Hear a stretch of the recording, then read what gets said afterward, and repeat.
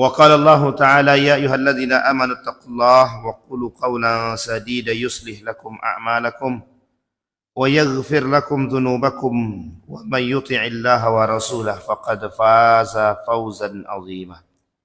Puji syukur kehadirat Allah dengan mengucapkan alhamdulillahirabbil alamin. Berselawat kepada Nabi dengan mengucapkan Allahumma salli ala Muhammad wa ala ali Muhammad fil alamin innaka Hamidum Majid. Mudah-mudahan di subuh hari ini Allah limpahkan rahmat dan karunia-Nya kepada kita semua. Allah berkahi, Allah sehatkan, Allah kuatkan kita semua insyaallah. Kita yang hadir husnul khatimah. Amin ya rabbal alamin. Baik Bapak Ibu sekalian yang berbahagia, kita lanjutkan kajian kita tentang Fir'aun. Mudah-mudahan bisa kita selesaikan di subuh hari ini. Di dalam hadis baginda Nabi Muhammad sallallahu alaihi wasallam kata Nabi, la taqumus sa'ah hatta yasuda kullu qabilatin munafiquha wa kana za'imal qaumi arzalahum wa sadal qabilat fasiquhum. Rawahu at-Tabrani an Abdullah bin Mas'ud radhiyallahu anhu wa Tirmizi an Abi Hurairah radhiyallahu anhu. Kata baginda Nabi Muhammad sallallahu alaihi wasallam, tidak akan terjadi hari kiamat.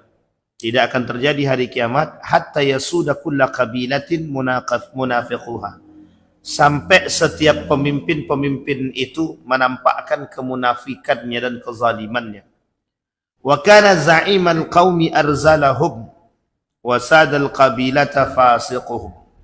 Dan mereka termasuk orang yang paling rendah, yang paling hina.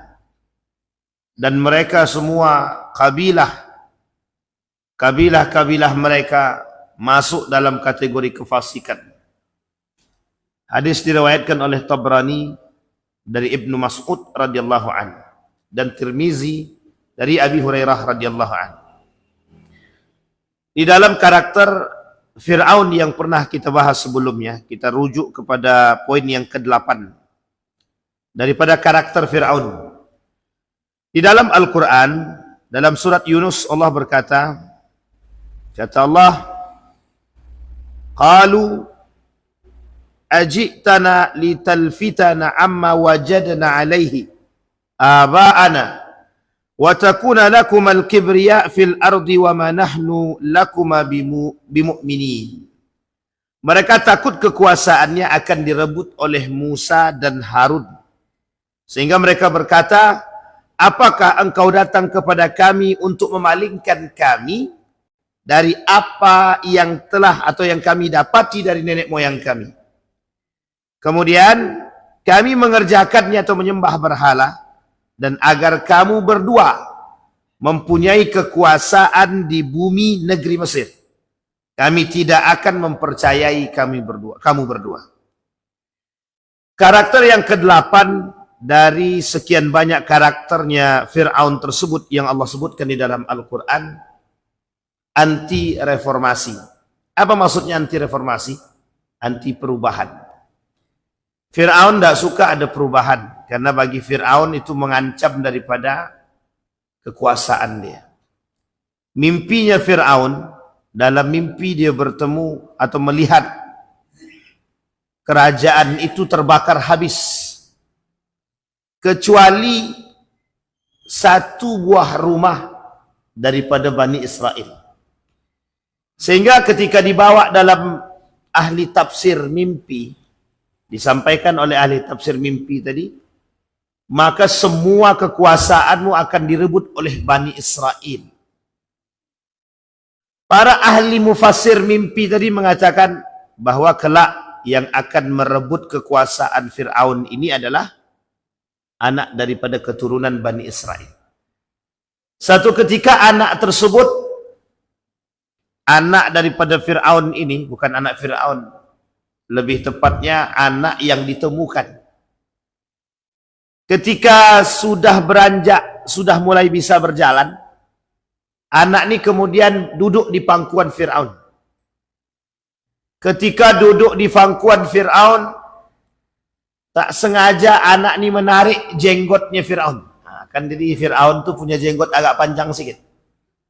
Mana yang agak panjang jenggotnya nih? Abang depan nih lah, tapi tak agak mirip sama Fir'aun sedikit. Agak panjang Fir'aun tadi, sampai ke bawah. Maka oleh anak tadi yang duduk di pangkuan Fir'aun ditarik dia jenggot Fir'aun tadi. Kemudian dia kata kepada istri dia, sepertinya kelak anak inilah yang akan menggantikan kekuasaanku, kata dia. Jadi feeling Fir'aun itu sebenarnya sudah ada, bahwa anak yang ditemukan di sungai itu, feeling Fir'aun bakal yang akan merubah kekuasaan dia. Tapi dia tak bisa memastikan bahwa itu apakah dia anak Bani Israel atau bukan. Nah, ini yang terjadi. Sebenarnya feeling Fir'aun sudah ada. Feeling untuk menuju kehancuran itu sudah nampak. Cuma dia merasa agak khawatir. Apakah betul itu anak Bani Israel atau bukan. Ditambah lagi rasa cinta istri dia terhadap anak tersebut itu tidak bisa diingkari. Jadi Fir'aun ini pada saat itu masih mempercayai istri dia. Meskipun firasat itu tumbuh. Maka ketika Fir'aun, Musa dan Harun sudah besar itu, di perjalanan hidupnya. Ketika Musa dan Harun mengatakan kepada Fir'aun, pindahlah, bertaubatlah, percayalah sedikit saja. Kata Musa, sedikit saja percaya. Percaya kepada siapa? Tuhannya Musa. Nah, di sini Fir'aun tidak terima itu di situ. Ketika Harun mengatakan, bertaubatlah dan akuilah Tuhannya Musa sebagai Tuhan yang paling kuat. Oh, Fir'aun tidak mau. Apa kata Fir'aun? Alah, kalian paling juga mau mengambil kekuasaanku. Sehingga dibuatlah satu isu di tengah masyarakat itu bahwa Musa dan Harun ingin merebut kekuasaanku. Di belakang Fir'aun ini ada seorang pemuda yang beriman kepada Allah. Ada seorang pemuda yang beriman. Yaktumu imanahum, kata Allah. Tapi posisi pemuda ini menyembunyikan keimanannya. Yaktumu imanahu, dia sembunyikan keimanannya. Ketika pemuda ini menyembunyikan keimanannya, pemuda ini sebagai penasehat kerajaan. Apa kata penasehat kerajaan? Kalau memang dia betul, kalau memang dia benar, beriman kita kepada dia, atau dia mengatakan, mengutarakan keimanan. Ketika kita berpaling daripada kebenaran keimanan yang dia sampaikan, maka rusaklah kita. Nah, ini bahasa penasehat tadi. Maka apa salahnya? Biarkan dia menyebarkan keimanan dia. Kalau dia salah, maka dia akan menemukan azab dia. Maka dia akan mendapatkan azab dia. Nah, ini disampaikan oleh penasehat. Tapi Fir'aun lagi-lagi tak mendengarkan itu. Tapi yang didengar oleh Fir'aun adalah Haman.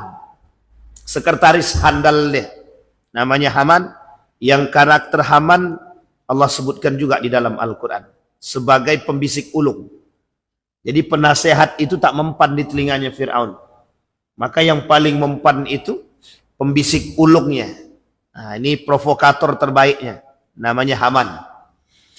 Nah, maka dikatakan oleh Allah, diabadikan di dalam surat Yunus ayat 78. Musa dan Harun, kami ini tidak butuh perubahan.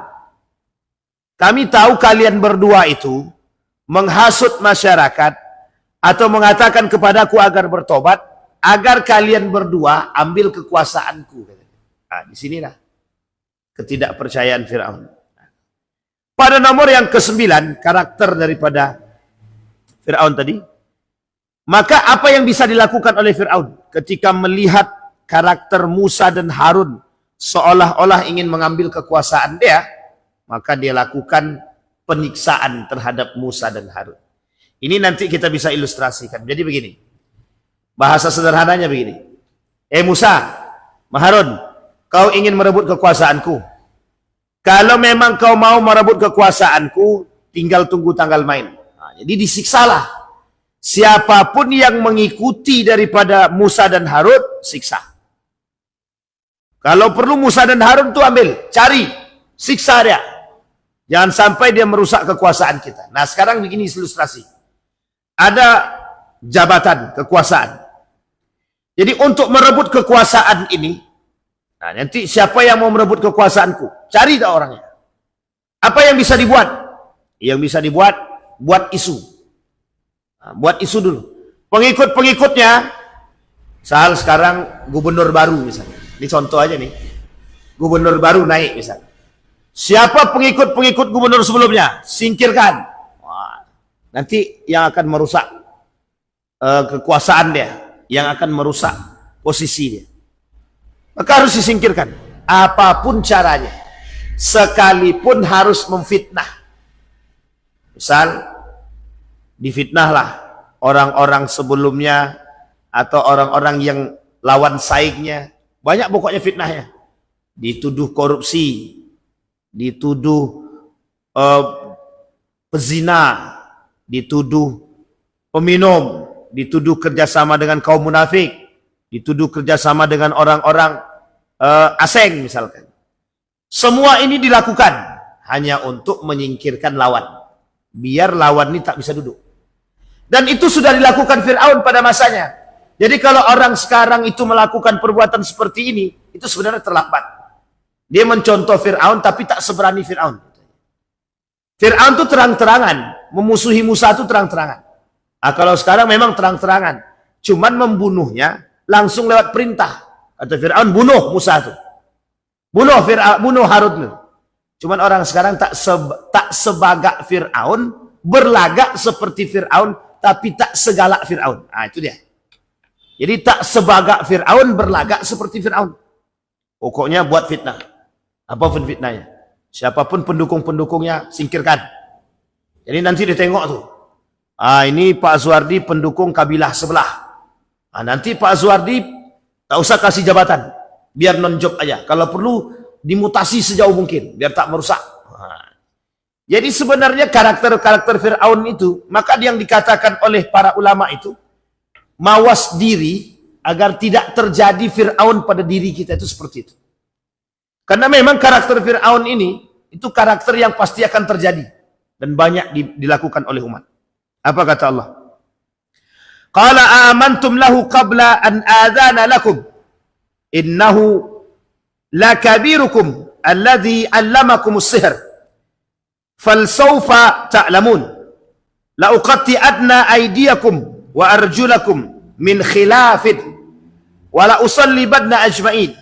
Wa la'usallibadnakum ajma'in. Apa kata mereka? Dan Fir'aun berkata, mengapa kamu beriman kepada Musa sebelum aku memberikan izin kepadamu? Ini deh. Jadi Fir'aun melarang orang-orang untuk beriman kepada Musa sampai ancamannya adalah ketika mereka melakukan atau beriman kepada Tuhannya Musa atau Musa, maka otomatis siksaan demi siksaan akan Fir'aun berikan. Diambil, pernah terjadi pada masa Umar bin Khattab itu. Jadi sebelum Umar bin Khattab masuk ke dalam Islam itu, sebelum Umar datang ke rumah adiknya itu, Umar habis menyiksa budak perempuan dia. Di budak perempuan Umar pernah disiksa sebelum Umar masuk Islam. Tapi Umar kata begini, karena dia sudah capek menyiksa, hampir tiap hari disiksa. Karena perempuan ini beriman kepada Allah. Kata Umar bin Khattab, dah pergi je lah. Capek saya menyiksamu. Akhirnya pergi. Perempuan ini dibebaskan secara terpaksa dibebaskan karena terus-terus beriman kepada Allah. Tapi ternyata dilalah di hari itu juga Allah menunjukkan atau menuliskan yang lain dalam hatinya Umar bin Khattab masuk ke dalam Islam. Nah, ini kelebihan daripada Umar bin Khattab. Abu Lahab, Abu Jahal yang mengetahui kebenaran Islam, memang Allah tutupi mata hati dia untuk tidak menerima Islam sama sekali. Berpaling daripada kebenaran.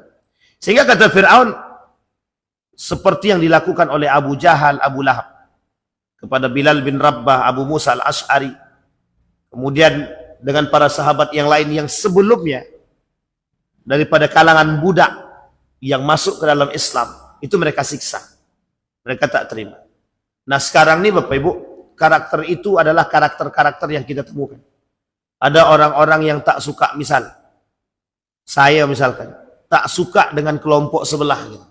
Jadi seolah-olah kita mulai mencaci dan memaki, menyiksa orang-orang dan mengasingkan mereka. Padahal orang zaman dulu, perbedaan keimanan, terjadi penyiksaan. Untuk masuk Islam saja, sulitnya bukan main. Harus sembunyi-sembunyi.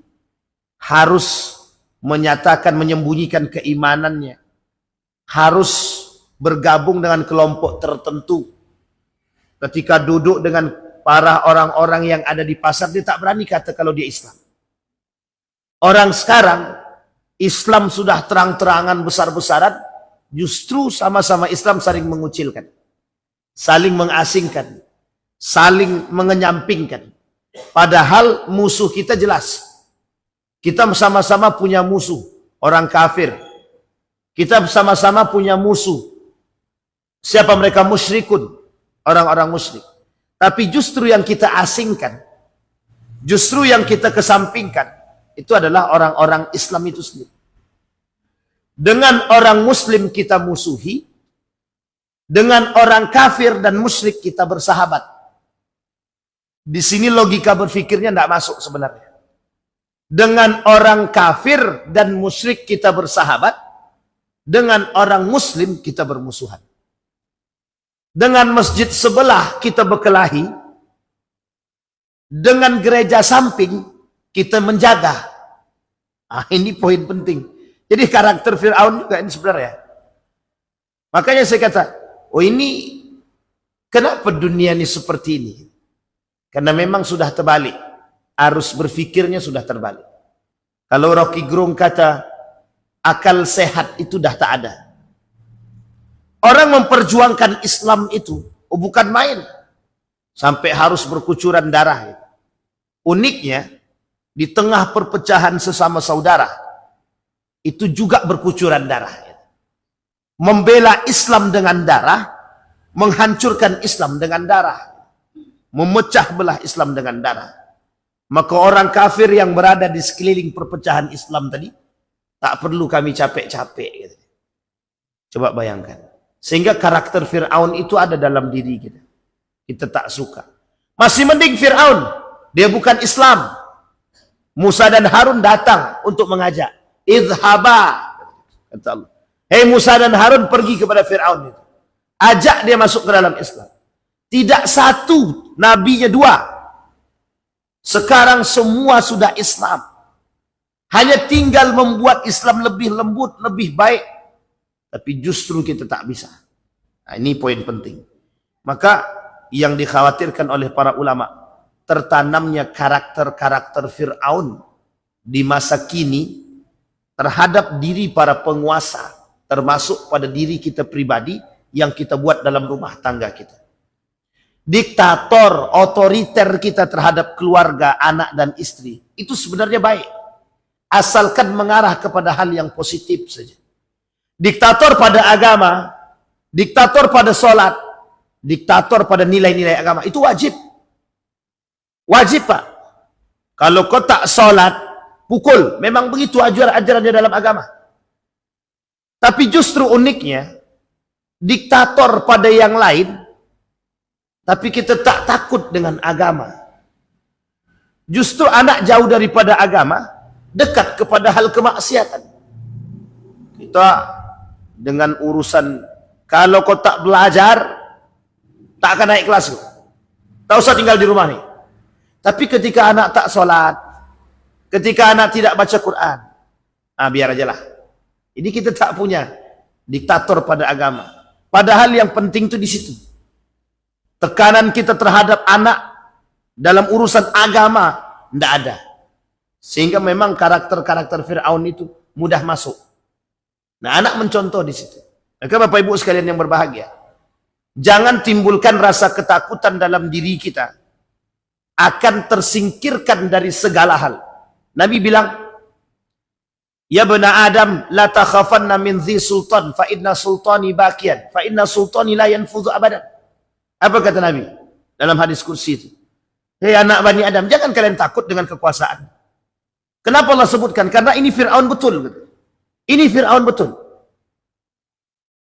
Mohon maaf. Kalau Bapak Ibu tanya sama para pemimpin sekarang, siapa di antara para pemimpin sekarang nih yang mau kepemimpinannya dipanjang dipanjangkan sampai 20 tahun. Saya kira Bapak Ibu, tak ada yang nolak. Misal. Tanya sama Pak Abdul Wahid misalkan. Pak, mau enggak Bapak kepemimpinan Bapak sampai 50 tahun? Saya kira agak sulit untuk bilang tidak itu. Karena orang-orang sekarang ini, dengan jabatan itu, dengan kekuasaan itu, kalau bisa, jangan mundur, harus maju. Maka kalau kita tanya sama para pemimpin pejabat itu, tidak mau dia kalau cuma sekedar 2 tahun, 3 tahun, 5 tahun, tidak mau. Makanya pada masa era Jokowi itu sempat ingin trisut. Ingin 3 periode. Kalau perlu jangan 3 periode. 1 abad pun ambillah. Kalau dia mau. Ini poin Pak. Pada masa Soeharto berapa puluh tahun? 30 lebih. Berarti berapa abad tuh? Berapa periode? 1, 2, 3, 4, 5, 6 periode. Tambah lebih sedikit. Itu kalau kurang 32 tahun, kurang 3 tahun lagi. Kalau sempat 30 tahun, memang dapat piring cantik dah tuh. Berapa abad? 7 periode. Hampir 7 periode. Ada enggak? Karena penikmat kekuasaan. Apa nikmatnya kekuasaan? Kenapa orang zaman dulu, para ulama terdahulu, takut dia? Naiklah. Tak berani dia. Tak sanggup. Karena beban dia berat. Tahu dia pentingnya. Tahu dia beban dia. Tahu dia kemaksiatan dia. Tahu dia dosa dia. Karena pundak nih sudah berat dengan anak dan istri. Tambah manusia yang banyak. Kalau Riau, seluruh penduduk Riau ini, di sinilah beban dia. Ada di pundak gubernur kita sekarang. Jangan main-main dengan jabatan dan kekuasaan. Jangan merasa enak nikmat. Jangan kira bisa tidur santai kita dalam kamar itu. Tidak bisa. SBY pernah kata SBY itu, tidur itu hanya sedikit saja. Hanya berpikir bagaimana tentang umat, itu tidur itu cuma sedikit saja. Belum lagi kita tidak diperkuat dengan sesuatu. Makanya Sultan Abdul Hamid II itu dia punya kelebihan. Sultan Abdul Hamid II itu sangat dikenal dengan sangat zuhudnya dia. Tiap malam tahajud tidak pernah lepas. Pemimpin yang setiap hari, setiap waktu mendoakan rakyat dia. Ya Allah, jangan kau jadikan rakyatku ini dekat dengan kezaliman dan kemaksiatan. Bayangkan. Bahkan tidak pernah lisan pemimpin ini, Abdul Hamid ini, itu melepaskan lisan dia daripada solawat kepada Nabi. Satu ketika, satu hari saja, dia tak bersolawat. Datang seorang pemuda yang mengaku pemuda ini, itu punya hutang, ingin melunasi hutang. Sehingga pemuda ini bermimpi bertemu dengan baginda Nabi Muhammad SAW. Ketika bermimpi dengan Nabi, cuma ingin menyampaikan, Nabi suruh sampaikan satu hal saja. Sampaikan kepada Abdul Hamid, bahwa hari ini dia belum bersolawat kepadaku. Datang pemuda yang punya hutang ini tadi, masuk ke istana, bertemu dengan Sultan Abdul Hamid. Diberikan oleh Sultan Abdul Hamid duit untuk melunasi hutang dia. Karena apa? Sudah menyampaikan pesan Nabi melalui pemuda tersebut. Bayangkan hari-harinya Sultan Abdul Hamid itu, tanpa ada lisan dia basah dengan zikir. Itu yang kita harapkan dari pemimpin kita sekarang. Yang kita harapkan dari mereka, tangan mereka tak lepas daripada zikir. Hati mereka tak lepas daripada zikir. Kenapa? Fir'aun ini, karakter Fir'aun ini mengintai dia. Yang 19-16 karakter ini, itu sedang mengintai dia. Di mana celah masuk? Di mana celah? Ketika joget, masuk dia tuh. Ketika joget pemimpin kita kan, masuk dia tuh. Ketika berbaur dengan laki-laki dan perempuan, masuk dia tuh. Di sini karakter-karakternya. Maka kalau tak kuat iman jadi pemimpin, hancur. Maka orang-orang yang jadi pemimpin itu sebenarnya pilihan. Sangat pilihan. Bagaimana tidak? Karena doa dia Allah kabulkan. Doa seorang pemimpin yang baik, itu Allah kabulkan. Kita lihat Harun Ar-Rasyid. Seorang pemimpin yang dinasehati oleh orang gila. Dari hasil nasihat tersebut, dia selalu menasehati rakyat-rakyat dia. Keluar satu ketika Harun Ar-Rasyid. Seperti manusia biasa. Ketika keluar dalam keadaan sakit, dia tengok, dia kata rakyat dia, sakit-sakit, didoakan sama dia.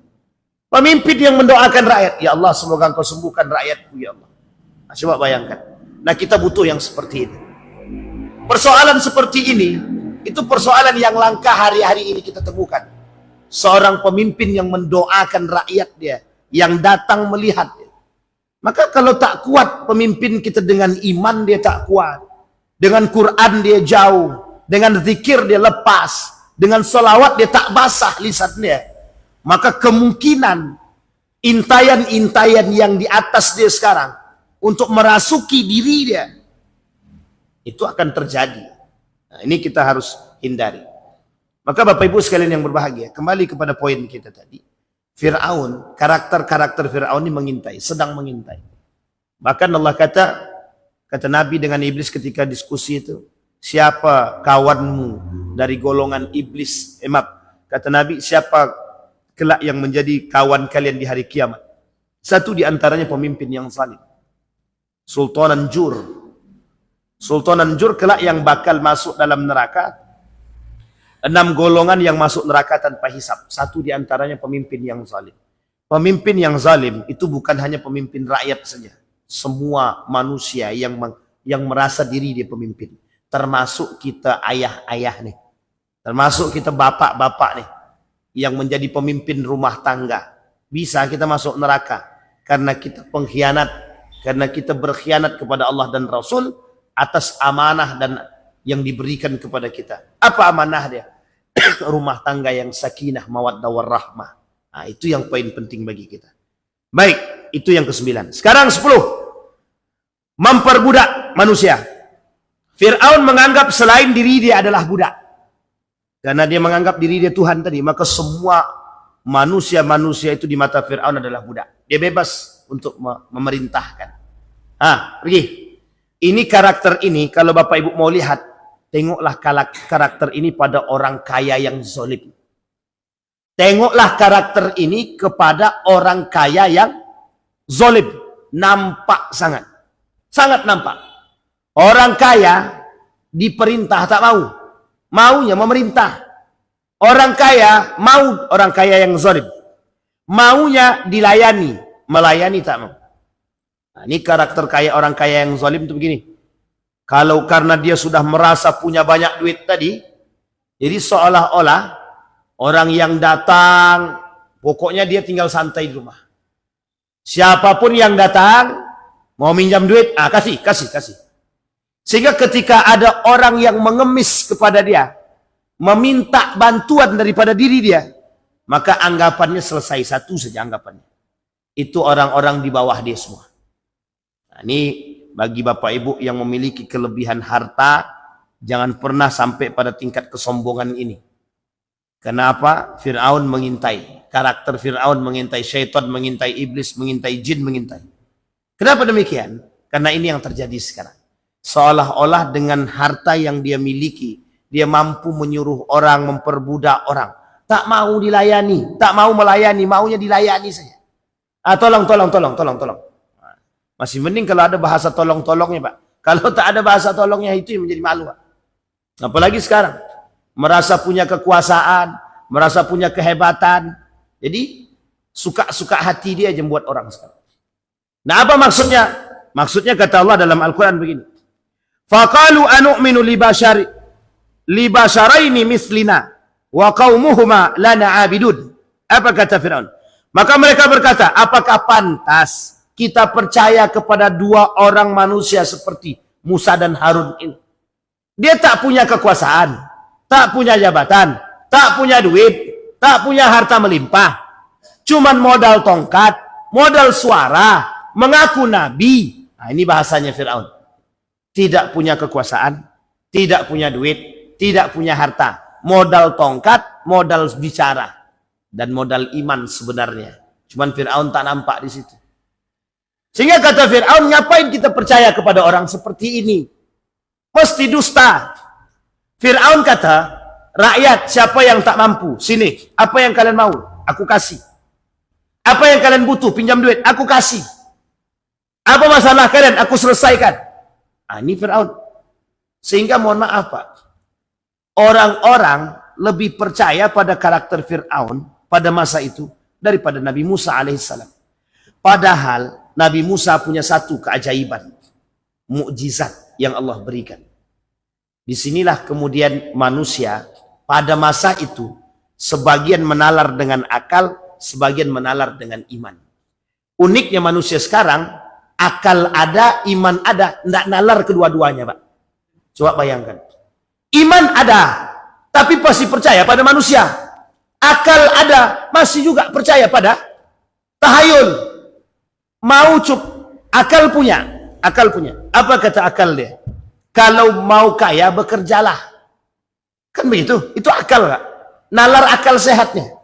Tapi karena pengen kaya, datang ke dukun. Tak jadi pakai akal. Iman ada.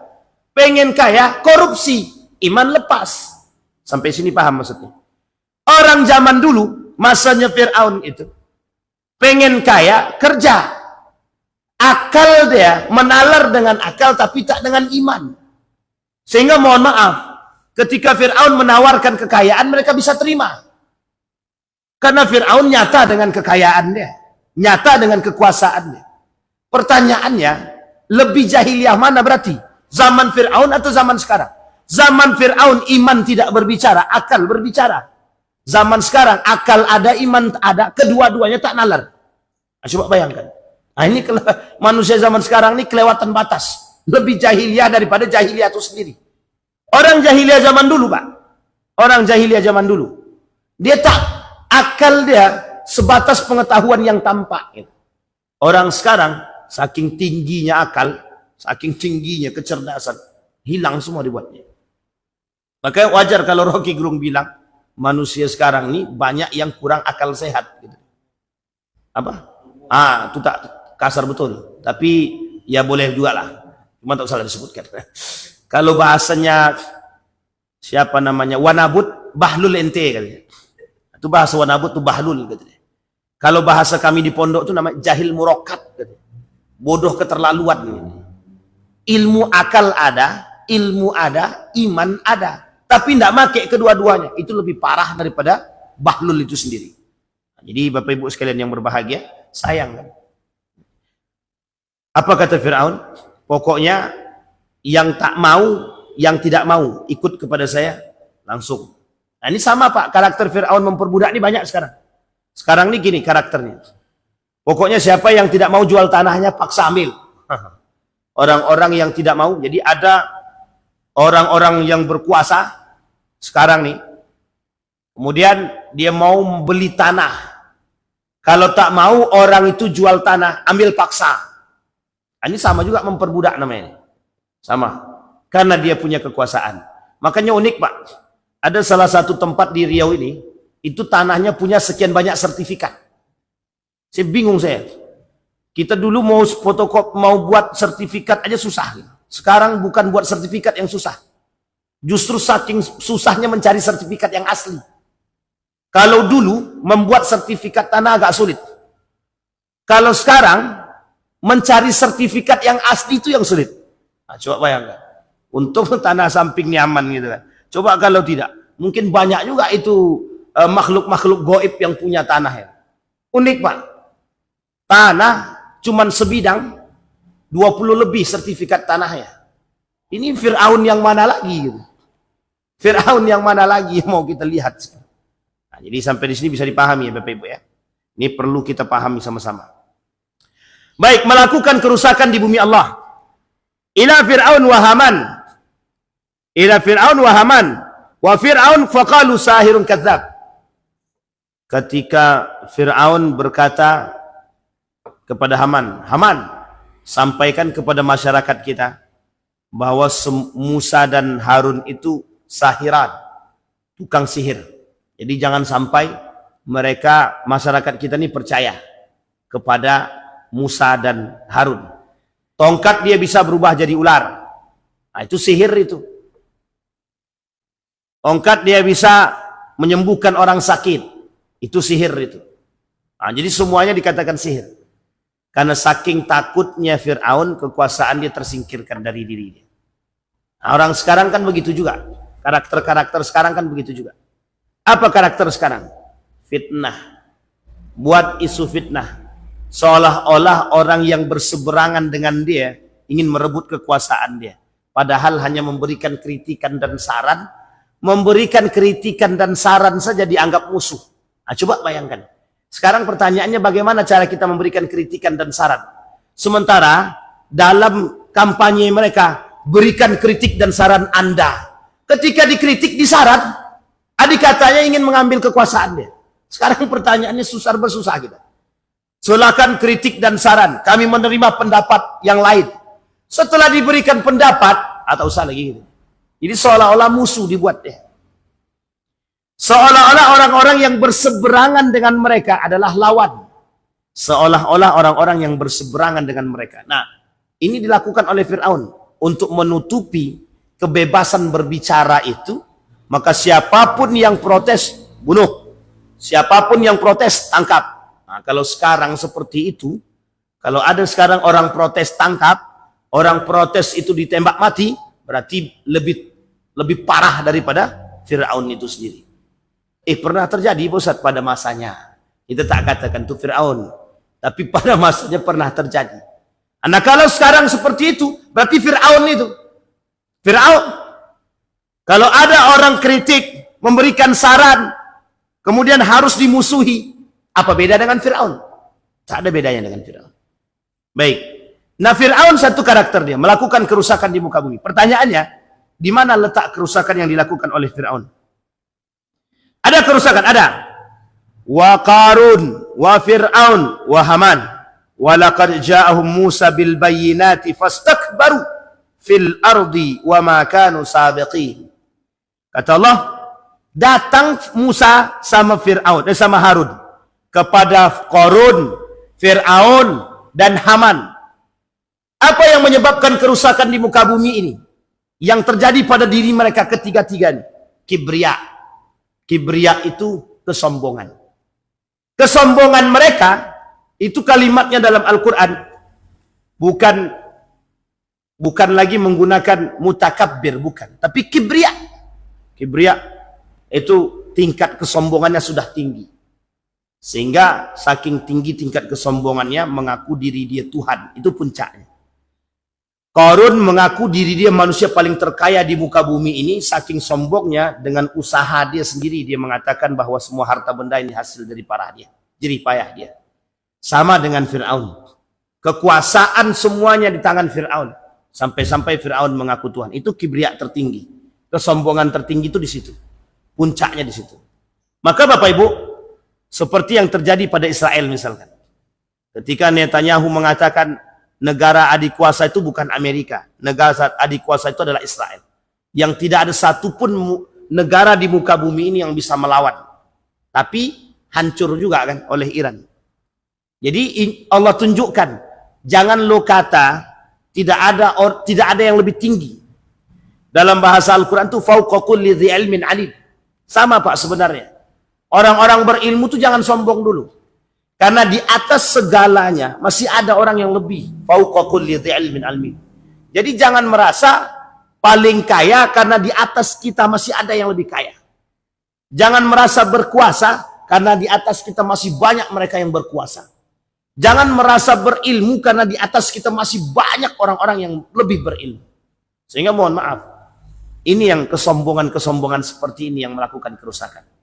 Sehingga Bapak Ibu, kesombongan-kesombongan seperti ini cenderung akan mengalirkan karakter yang akan membuat dia memaksa orang untuk melakukan sesuatu. Kita ambil contoh. Orang yang sombong itu sulit menerima nasihat. Orang yang sombong merasa semua yang dia lakukan itu benar. Merasa semua yang dia lakukan itu baik. Merasa semua yang dia buat itu sudah tepat. Nah, ini Bapak Ibu ya, untuk kita semua pribadi. Kita ambil contoh. Bapak Ibu sombong, angkuh, merasa diri sudah paling benar. Pertanyaannya adalah, dampaknya kepada siapa saja kesombongan itu? Yang paling besar pada diri kita. Yang paling besar pada diri kita. Kemudian pada siapa? Pada yang lain. Sehingga apapun akan kita lakukan, kerusakan demi kerusakan terjadi karena kesombongan, keangkuhan. Kita ambil contoh lain. Ketika Anies Baswedan memiliki ide-ide cemerlang untuk diberikan kepada Jakarta waktu itu. Tapi karena kesombongan para pemimpin-pemimpin yang angkuh, yang sombong itu menolak apa yang diberikan daripada ide-ide yang baik tadi. Seolah-olah apa yang dia buat lebih baik. Ternyata tak lebih baik dari apa yang disarankan. Nah, ini penting, Pak. Jadi kadang-kadang masukan orang itu pasti bisa memberikan yang terbaik. Setidaknya kita bisa mendengarkan dulu. Jadi kita kadang-kadang kata guru dia, anak bapak nih di sekolah agak nakal sedikit. Jangan kau kata-kata anakku nakal. Tidak ada anakku nakal. Kami didik dia dengan baik. Sudah jelas anak itu bikin kerusakan di sekolah. Masih juga dibilang. Nah, ini contoh-contoh orang-orang yang angkuh dan sombong, yang tak bisa menerima kritikan. Nah, seperti ini banyak. Dan kita takutkan pemimpin-pemimpin yang punya karakter seperti ini merusak. Dikritik tak mau, merasa paling hebat, rupanya justru rusak. Nah, sama juga, Pak. Ada pengurus-pengurus masjid yang tak mau dikritik-kritik, itu juga bakal mendatangkan kerusakan. Insya Allah. Nah, kalau Pak Ketua kita sudah selesai. Semua masuk telinga kanan. Anda tahu keluarnya yang sebelah mana kan, Ketua? Baik. Yang ke-12, menutup telinga. Baru kita sampaikan, menutup telinga daripada nasihat. Kata Fir'aun, aku tutup. Tidak mau dia menerima nasihat. Masuk telinga kanan, keluar telinga kanan. Jadi tak masuk deh. Jadi orang-orang seperti ini tak perlu kita tunjuk, lihat Fir'aun. Manusia sekarang begitu semua rata-rata. Manusia sekarang tuh semua begitu. Karena memang ada ininya. Gimana bahasanya? Memang ada quote-nya, kata-katanya. Kalau ada orang yang memberikan kritikan padamu, tutuplah telinga. Aja sih memang sekarang ditutupi telinga. Tak ada lagi yang mau menerima nasihat sekarang. Kalau ada orang yang mengkritikmu, tutup aja telinga. Orang-orang itu syirik pada dirimu. Coba bayangkan. Kalimat dampak daripada kalimat ini itu besar sekali. Sangat besar sekali. Sehingga orang sekarang, mohon maaf ya Bapak Ibu ya, orang sekarang nih, telanjang dia di depan kamera nih, itu kalau dikritik tutup telinga dia. Yang orang-orang itu syirik aja karena dia tak bisa seperti saya. Begitulah dia manusia sekarang. Jadi seolah-olah apa yang dia buat itu betul gitu. Mereka berjoget-joget di hadapan kamera. Itu kalau kita kritik, orang-orang seperti mereka ini syirik aja. Karena mereka tidak bisa seperti kita. Maka sekarang coba lihat dampaknya. Dampaknya sederhana kan? Setiap orang melakukan perbuatan yang serupa. Semua orang tak punya rasa malu. Karena tidak mau menerima kritikan dan saran tadi. Semua orang melakukan hal serupa. Sudah dinasehati, tetap juga. Sudah dikasih tahu, karena itu tadi, masuk telinga kanan, keluar telinga kanan. Jadi tak masuk. Pas mau masuk, langsung mental dia. Karena sudah ditutup terlebih dahulu telinga tadi. Dia tak mau terima nasihat. Kenapa begitu? Karena diri dia sudah menganggap paling baik, paling benar. Merasa semua yang dia buat itu sudah selesai. Merasa semua yang dia buat sudah benar. Merasa semua yang dia buat sudah ada landasannya. Ternyata tidak. Jadi Bapak Ibu, kalau ada pemimpin-pemimpin kita seperti ini, itu calon-calon tuh berarti itu. Calon-calon Fir'aun. Jadi saya tak kata siapa Fir'aun ya, tapi karakter-karakter Fir'aun itu sudah nampak. Ini yang harus kita hindari. Maka ini sebenarnya kita rujuk ke dalam rumah tangga pun bisa. Suami-suami jangan terlalu sombong dan angkuh. Jangan mentang-mentang menjadi kepala rumah tangga, istri memberikan nasihat, adik tak tahu. Atau sebaliknya, istri-istri yang lebih sombong daripada suami. Abang tak usah, abang tak tahu, itu tak urusan abang. Jadi kesombongan dan keangkuhan itu sebenarnya benih-benih Fir'aun itu kadang-kadang kita telah didik benih-benih karakter Fir'aun itu di dalam rumah tangga kita.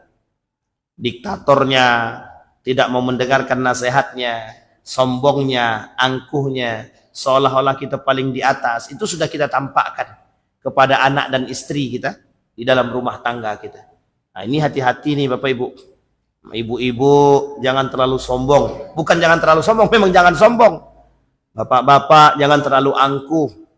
Berkomunikasi dengan baik. Semua ada jalan. pasti Allah beri. Jangan didik karakter Fir'aun dalam rumah tangga kita. Makanya Bapak Ibu, kenapa Al-Quran itu menjadi syifa, obat. Obat yang dimaksud itu bukan hanya sakit fisik, tapi sakit hati pun bisa disembuhkan dengan Al-Quran. Makanya kata Ibnu Qayyim Al-Jauziyah itu, Al-Quran itu syifa. Dalam Al-Quran juga Allah sebutkan syifa, kata Allah dalam Al-Quran itu, Al-Quran itu syifa'ud lima fi qulubin nas, di dalam hati manusia. Maka kalau orang sedang marah, coba dengarkan Al-Quran. Ini orang marah itu Pak. Orang lagi marah betul, coba dengarkan Al-Quran. Terserah dengan suara siapa. Tenang hati dia Pak. Enak, balik. Tapi kalau coba orang lagi marah, sedang asik marah-marah betul nih, Bapak Ibu dengarkan lagu poco-poco. Astagfirullah. Makin jadi itu Pak, makin jadi. Diempaskannya tab itu pun bisa, TV itu pun dihancurkan bisa. Tapi coba Al-Quran. Nggak mau dia menghancurkan TV itu, tahu. Jadi sedang marah, Al-Quran dihidupkan. Nak menghancurkan TV itu bukan karena TV-nya, bukan karena mic-nya, tapi karena Quran-nya. Al-Quran mampu menjaga itu. Tapi coba Bapak Ibu dengarkan lagu poco-poco, selimut tetangga, walang, jangankan TV. Orang-orang yang ada di samping pun bisa hilang. Nah, coba bayangkan. Ini penting. Jadi menanamkan. Sekarang ini ada, insya Allah kapan waktu kita bahas itu. Ada geliat yang disebut dengan living of the Quran. Bagaimana hidup dengan Quran. Nah, insya Allah kita coba di pertemuan yang akan datang, kita coba bahas living of the Quran. Bagaimana hidup dengan Al-Quran itu. Indah, sangat indah. Kita ambil contoh saja. Abang kita ini tukang ruqyah. Yang dibacakan itu adalah ayat-ayat Al-Quran. Orang yang kesurupan aja, yang oleh rumah sakit itu tidak bisa dideteksi penyakitnya, itu bisa disembuhkan dengan Al-Quran. Betul Bang? Nah, jadi kalau Bapak Ibu yang mau minta ruqyah, boleh diruqyah sama Abang nih. Yang kira-kira dalamnya punya sakit, ada setannya, ada ini iblisnya, boleh. Karena itu logika Pak. Ternyata bukan hanya itu saja. Al-Quran itu menyembuhkan, kalimat syifa nih. Bukan hanya hati, fisik pun juga. Fisik pun juga. Orang sakit. Coba bacakan ayat Al-Quran, hembuskan pada air. Air itu Pak bisa menjadi obat yang diminum. Nabi buat begitu. Nabi sering bacakan 3 qul, sering bacakan Al-Fatihah di dalam. Kemudian surat Al-Baqarah dibacakan, ditiupkan ke air tadi. Diminum. Kalau ada setan muntah dia. Kalau tak ada setan selesai. Tapi ternyata itu bermanfaat saya. Sehingga kita butuh itu. Maka jangan sering-sering kita dengarkan karakter, jangan sering-sering kita buat karakter Fir'aun. Bapak Ibu mohon maaf ya. Ini hasil penelitian. Orang tua yang sering menanamkan karakter Fir'aun dalam rumah tangga, itu akan langsung direkam oleh anak. Maka anak akan melakukan perbuatan yang serupa yang pernah dilakukan oleh bapak dia. Apa yang dibuat anaknya? Anak nih, mohon maaf ya Bapak, suami yang keras dengan istri, anak nih bisa keras dengan ibu dia. Coba bayangkan. Suami keras dengan istri, anak bisa keras dengan ibu dia. Artinya apa? Kalau suami bisa memerintahkan istri dia dengan gaya keangkuhan dia, maka anak meniru perbuatan tersebut. Bukan hanya dengan istri dia, tapi dengan ibunya bisa dibuat. Nah, ini poin penting. Jadi dari sekarang kita bangun karakter-karakter yang baik. Kita hadirkan karakter-karakter para anbiya dalam rumah tangga kita. Kita hadirkan ruh-ruh Qur'ani dalam rumah tangga kita. Betul Pak? Ini hasil penelitian. Apa yang dibuat orang tua direkam sama anak. Apa yang diucap orang tua dibuat sama anak. Jadi jangan salah. Salah omong kita di rumah diikuti sama anak. Ini cerita ada cerita satu ketika anak dia nih mendengar kalimat daripada orang lain. Jadi di rumah dia ini ada yang membantu. Yang membantu ini suka mengucapkan binatang-binatang kaki 4. Satu ketika bapak dia pulang, anak ini bilang begini, bapak kok seperti babi ya? Digitukan ya bapaknya. Nah, coba hasil dengar saja. Meskipun mereka tidak tahu, tapi mereka ucapkan. Tidak maksud dia apa yang disebut dengan babi itu, tapi karena dia mendengarkan kalimat terus. Ini baru mendengarkan ini. Belum masuk pada karakternya, baru mendengarkan. Coba bayangkan. Nah, ini yang kemudian yang harus kita. Nah, manusia sekarang begitu, Pak. Kita ini kan merekam. Karakter-karakter daripada manusia-manusia sekarang ini direkam. Siapa yang merekam? Merekam dengan orang-orang yang mengikuti mereka. Apa yang dia buat? Maka mohon maaf, kenapa korupsi itu susah diberantas? Karena turun-temurun, mendarah daging. Orang yang sebelumnya melakukan, orang yang pertama kali melakukan korupsi, dilihat dengan oleh bawahan dia. Nanti bawahan dia naik, karena korupsi ini tidak dihukum misalkan. Atau biasa saja gitu. Hukumannya enjoy. Korupsinya triliunan, suruh balikkan cuma miliaran. Kira-kira masih untung atau masih rugi? Nggak apa-apa, laku di penjara. Yang penting kan dalam penjara tuh bagus tempatnya, kasurnya oke, ada TV-nya kan gitu. Misal begitu, misal. Kira-kira mau nggak dia di penjara tuh? Nggak apa-apa, yang penting duitnya tak habis. Korupsinya triliunan, anggaplah 1 triliun. Disuruh balikkan duit 5 miliar, masih untung berapa? Masih untung 995 miliar. Coba bayangkan, aman aja, aman, Pak. Jadi karakter itu ditengok, jadi turun-temurun dia. Makanya sekarang manusia senang korupsi. Jadi sekarang ini ada di video-video itu, video-video sindiran itu, mantap sekali itu. Kenapa tidak korupsi? Lebih baik korupsi uang rakyat aja lebih enak, kata dia. Coba bayangkan. Jadi seolah-olah jadi mainan. Karena itu jadi bahan candaan. Jadi bahan permainan. Sehingga tak ada rasa takut. Karakter turun-menurun. Jadi diikuti, Pak. Diikuti. Kenapa? Maka ada satu video cuplikan tuh begini. Maling ayam masuk penjara. Maling duit rakyat masuk penjara. Sekarang pilih mana? Enak mana? Maling ayam 5 tahun, maling duit rakyat 1 tahun. Lebih baik kami maling duit rakyat, katanya. Ini bahasa sindiran sebenarnya. Artinya apa? Saking bobroknya, saking korupsi itu merajalelanya dulu. Nah, mudah-mudahan Pak Prabowo mendengarkan apa yang kita sampaikan ini dan menjadi perhatian khusus dan penting. Dan mudah-mudahan para pelaku koruptor-koruptor ini sadar diri. Gimana mau sadar, Ustaz? Iblis sudah merajalela, katanya. Itu susah juga. Karakter-karakter Fir'aun sudah masuk. Itu yang susah. Karena telinga tadi ditutup. Sehingga Fir'aun betul yang ada dalam diri orang-orang pelaku kemaksiatan dan kerusakan tersebut. Yang ke-13, mengalihkan isu. Ini sudah disampaikan. Mengalihkan isu itu sampai-sampai Musa dengan Fir'aun, dengan Harun tadi, apa kata Fir'aun kepada Haman? Haman, kita kan punya kekuasaan, kita punya kekuatan. Coba bangunkan aku dulu, bangunan yang tinggi sampai ke langit. Nanti kalau sudah sampai ke langit, kita tengok mana Tuhan Musa itu. Paling Musa itu dusta aja. Nah, jadi cara mengalihkan isunya seolah-olah dia bagak dan berlagak untuk mengatakan bahwa bisa sampai ke langit untuk melihat mana Tuhannya Musa. Padahal sampai pun tidak. Jangankan langit. Jangankan langit. Awan pun tak sampai. Nah, coba bayangkan. Tapi kesombongan Fir'aun itu untuk menunjukkan keangkuhan dia. Seolah-olah dia ingin katakan bahwa Musa ini penipu. Cuma untuk menunjukkan bahwa Musa ini penipu, dia pengen buktikan ada enggak Tuhannya Musa itu. Nah, jadi kalau nanti dia sampai ke atas, ternyata Tuhan Musa itu tak ada, nah, dia mau buat isu. Padahal sebenarnya itu lagak. Dalam bahasa komunikasi, berlagak sombong tapi penakut. Itu bahasanya.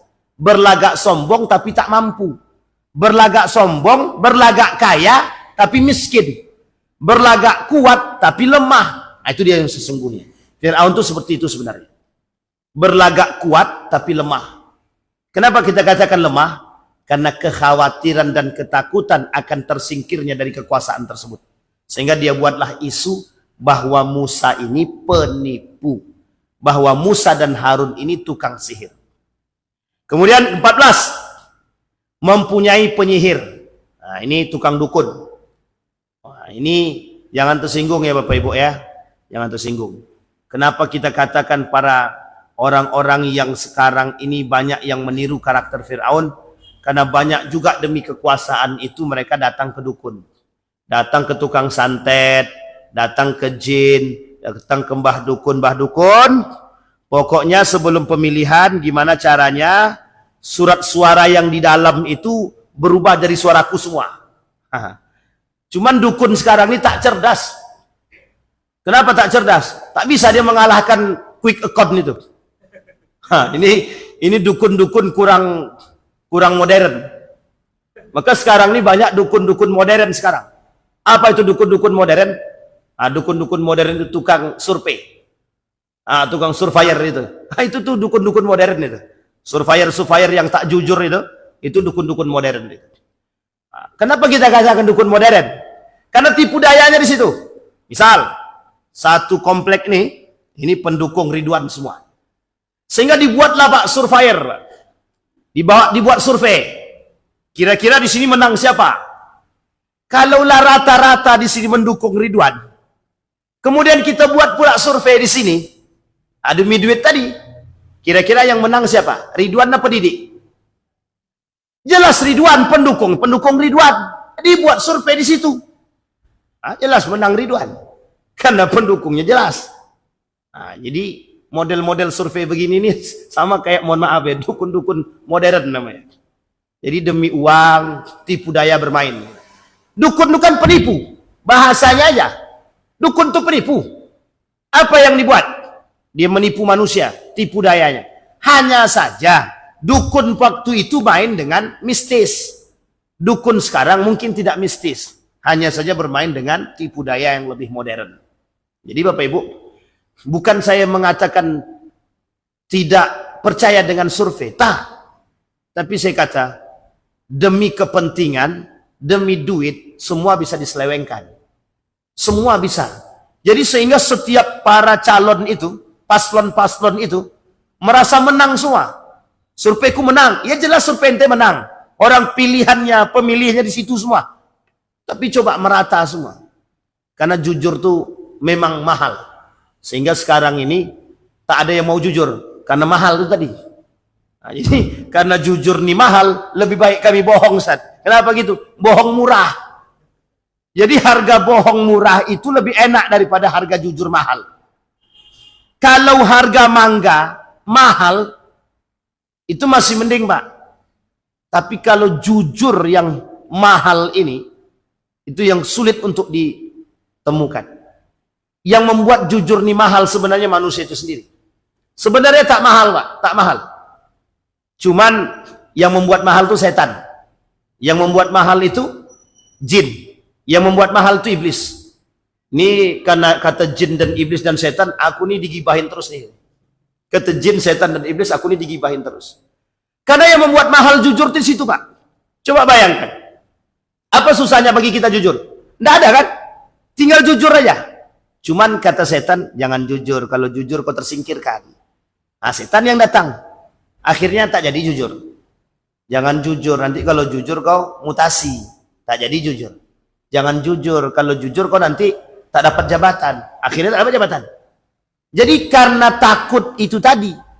Takut tak dapat jabatan, takut tidak bisa dapat ini, takut tak dapat tempat, takut mutasi, takut pindah, takut non-job. Akhirnya jujur pun ini yang membuat jujur mahal tuh di situ. Padahal tak, jujur tuh tidak mahal, Pak. Mohon maaf. Saya sampaikan, Pak. Ini kalau ada yang bilang jujur mahal, makanya orang takut untuk jujur sekarang. Sekarang kita ganti tagline-nya. Kita ganti tagline-nya sekarang. Jujur itu mudah. Jujur itu murah. Jujur itu iman. 3, Pak. Jujur itu mudah. Jujur itu murah. Jujur itu iman. Semurah senyuman. Kalau kita beriman. Kapan jujur itu mahal? Kapan jujur itu mahal? Kalau kita tak mau jujur. Kapan senyum itu mudah? Kapan senyum itu bisa mahal? Kalau orang itu tak mau senyum. Mau sampai kiamat pun, tetap akan mahal senyuman itu. Orang dia tak mau senyum. Sekarang pertanyaannya, apa yang membuat dia tersenyum? Kalau dia tiba-tiba senyum, gila dia. Tapi kalau dia tidak tersenyum, orang bilang, murung aja kerjaanmu. Masam aja muka. Serba salah kan? Maka senyum harus diletakkan pada tempatnya. Murah-murah Pak. Mudah-mudah sangat. Ada yang lucu kita senyum. Apa salah? Tak ada. Ada yang baik kita senyum. Tak ada masalah. Tak. Saudara kita datang kita senyum. Sekarang mengapa kita tak bisa buat jujur itu semudah senyuman? Maka tagline-nya kita ganti. Jujur itu mudah. Jujur itu murah. Jujur itu iman. Selesai. Sama Pak tagline-nya. Kebersihan itu mudah. Kebersihan itu murah. Kebersihan itu iman. Selesai Pak. Yang membuat itu mahal apa? Diri kita sendiri. Maka kalau hari ini orang kata mahal jujur itu, iya karena ente tak mau jujur, itu aja. Sampaikan. Tak ada pernah, karena kenapa kebenaran itu mahal? Kenapa kejujuran itu mahal? Ya karena mohon maaf, kita tak berani, itu aja. Sebenarnya berani-berani saja. Jadi kalau bahasanya Gus Bahak tuh, jangan merasa diri ini paling apa ya? Paling hebat, bukan paling hebat. Jadi gini. Jadi ketika kita tidak mau jujur, takut nanti ada orang tersinggung. Jangan merasa diri kita nih seolah-olah karena kita orang tersinggung gitu. Karena kita orang tersinggung. Nggak usah merasa begitu. Karena belum tentu orang itu tersinggung. Belum tentu orang itu tersinggung. Jadi tak usah merasa begitu. Kebaikan itu tidak perlu disinggung dengan rasa. Baik itu langsung dilakukan. Ustaz, kasihan kita Ustaz. Sampai kiamat tak akan terjadi itu Pak. Sampai kiamat lah jadi. Aku mau sebenarnya bersedekah Ustaz sama si fulan itu. Takut nanti kalau kita kasih sembako suaminya tersinggung. Nah ada orang sekarang tuh tersinggung, kasih diambil itu. Nah, selesai itu Pak. Nah inilah masalah kita sekarang. Jadi poin kita di situ. Sebelum kita selesaikan Pak. Mengaku Tuhan, poin tertinggi. Kesombongan tertinggi daripada Fir'aun, mengaku Tuhan. Ini sudah kita sampaikan. Terakhir. Mengaku Tuhan yang paling tinggi. Ana rabbukumul a'la. Jadi anaknya Masitoh itu pernah bilang begini yang Allah abadikan dalam Al-Quran. Siapa Tuhanmu? Kata Fir'aun. Kata dia, Allahu Rabbi wa Rabbukum. Apa kata anak Masitoh tadi? Allah itu Tuhanku dan Tuhanmu juga, kata dia. Ngamuk langsung Fir'aun. Langsung anaknya sama Masitoh sekali dimasukkan ke dalam kuali besar tadi. Nah, inilah cerita kenapa anak Masitoh dan anaknya dimasukkan ke dalam kuali itu di situ. Gara-gara ayat ini tadi. Kata dia, Ana Rabbuk, Allahu Rabbi wa Rabbuk. Allah itu Tuhanku, begitu juga Tuhanmu. Sehingga Allah abadikan dalam Al-Quran, faqala ana rabbukumul a'la. Kata Fir'aun, salah. Akulah Tuhan yang paling tinggi, kata Fir'aun. Nah, maka Bapak Ibu, ini sering saya ulang-ulang. Apa yang sering saya ulang? Manusia hari ini mengaku Tuhan tidak. Hanya saja berkarakter seperti Tuhan, iya. Mengaku iblis tidak, tapi berkawan dengan iblis, iya. Mengaku iblis tidak, tapi melakukan perbuatan iblis, iya. Jadi jangan tersinggung para pelaku-pelaku iblis. Ada film, judulnya, apa namanya itu? Film setan itu. Bersemayam dengan iblis, apa namanya? Penyembah setan. Nah, ada film namanya Penyembah Setan. Itu sebenarnya film itu ingin mengatakan kepada kita. Apa mengatakan kepada kita? Bahwa banyak manusia di muka bumi ini yang menyembah setan, menyembah iblis. Demi apa? Kekuasaan, jabatan, harta, tahta, terakhir wanita. Nah, kalau dengan wanita ini pelet, itu zaman dulu udah memang begitu memang. Baca aja surat Yusuf, nanti dapat tuh. Rupanya yang dipelet tak pula cantik-cantik betul. Itu masalah pula kan. Na'udzubillah tsumma na'udzubillah. Bapak Ibu sekalian yang berbahagia. Akhir daripada apa yang kita sampaikan. Bertadabur dengan ayat Al-Quran tentang karakter-karakter Fir'aun. Bisa kita ambil sebagai contoh bagi kita. Agar kita bisa terhindar dari perbuatan-perbuatan ini.